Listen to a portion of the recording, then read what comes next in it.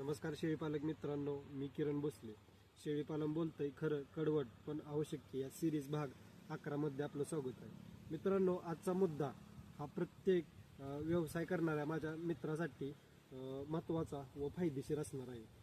मित्रांनो, पशुपालन व्यवसाय असो किंवा कोणताही व्यवसाय असो, या व्यवसायामध्ये आपण आपल्या व्यवसायाचे वार्षिक वेळापत्रक म्हणजेच आपल्या व्यवसायाचे नोंदवही नियमितपणे ठेवणे हे खूप गरजेचे व फायद्याचे आहे. मित्रांनो, आपण जर आपल्या व्यवसायामध्ये नियमित नोंदी ठेवल्या तर आपल्याला आपल्या व्यवसायामध्ये पाठीमागून वळून पाहायची गरज भासत नाही.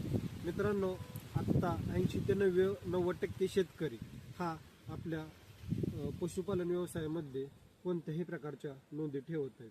तर मित्रांनो, आपण जर नोंदी ठेवल्या नाहीत तर आपल्याला भविष्यात होणाऱ्या आपल्याकडून चुका ह्या आपल्याला कधीच लक्षात येत नाहीत.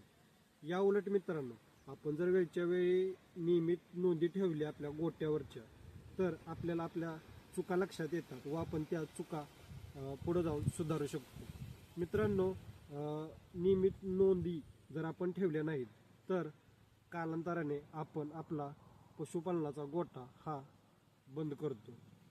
या उलट मित्रांनो, आपण त्या व्यवसायाला नावं ठेवून आपण त्या व्यवसायाला पूर्णविराम देतो. तर मित्रांनो, नेमकं शेळी पालनामध्ये कोणकोणत्या गोष्टींची नोंद ठेवणं गरजेचं आहे. तर मित्रांनो, बघूया आपण पालन व्यवसायात कोणकोणत्या गोष्टी नियमित नोंदी ठेवणं गरजेचं आहे.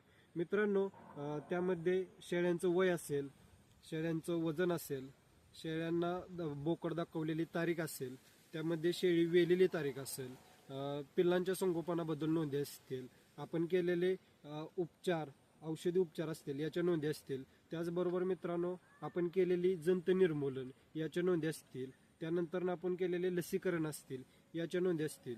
या उलट त्यानंतर आपण शेळ्यांचा विमा याबद्दलच्या काही नोंदी असतील.